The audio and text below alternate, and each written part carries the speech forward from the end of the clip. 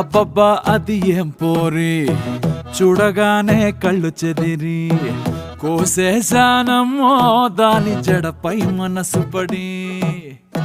మెడకి నడుముకి నడుమా నాగుపాములాగా కదలాడి ఉరిబోసిందమ్మో దాని కురులతో పెరికి.